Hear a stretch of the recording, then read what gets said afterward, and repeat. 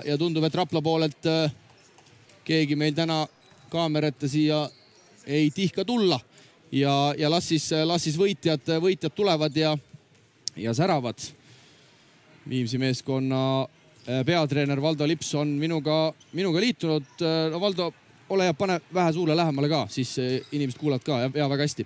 Palju õnne. No klubi jaoks ju ikkagi suurepärane saavutus.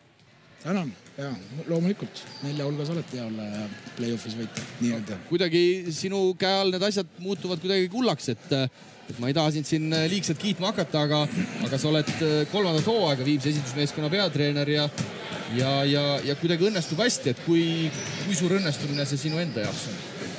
No selle aga on nii, et vaata, kui liiga palju kiitma hakatakse, läheb tavalist asi ära, nii et ärme üle kiida. Aga loomulikult ma olen uhke nii enda, aga eelkõige nende poiste ja meeste üle, kes mul siin on, et poisid on valmis alati klubi eest võitlema, klubi nime eest vääriliselt lahingut andma ja need on võidud ka ära toonud siin karikamängudes.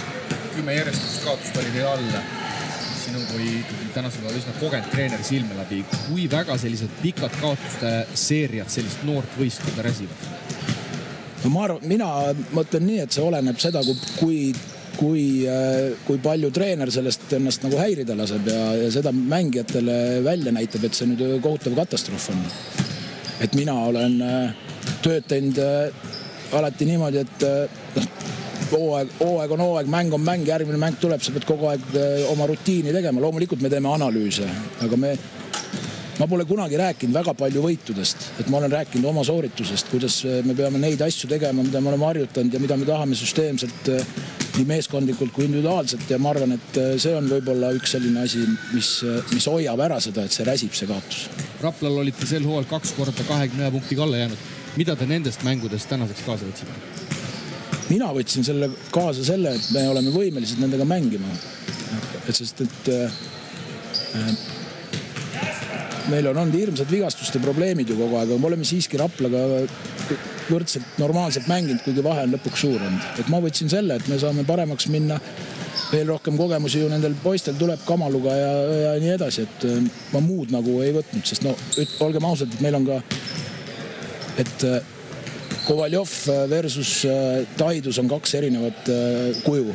Et selge on see, et me mängime natuke teistmoodi nüüd, et noh, raske oli ka, aga ma endiselt me rohkem kontsentreerume ja keskendume oma asjadele, et ma ei ütle, et sealt oleks midagi kaasa. Nagu ma ütlesin, ainult see, et me oleme võimelised nendega mängima võrdselt ja võitma. Sa oled meeskonna viinud 3. hooaega järjest karikavõistluste 4 parem hulka. Eelmisel hooajal olite hõbedal, esimene hooaeg jäite medalita.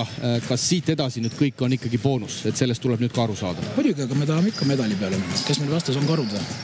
Karud kahjuks seekord ei tulnud, ma pean sulle Valdo vettumise välja. Okei, selge. Et läheme samamoodi. Loomulikult on see poistele nende enda enesekindlusele loodetavasti samuti, et mina olen neid proovinud aidata enesekindlad olla ja nüüd nad saavad sellega, et me saame play-offides ka. Me läheme jälle oma asju tegema.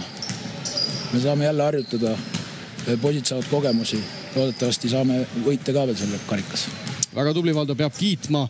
Palju õnne veel kord ja näeme siis juba kolmapäeval Kalevi spordihallis. Tänan.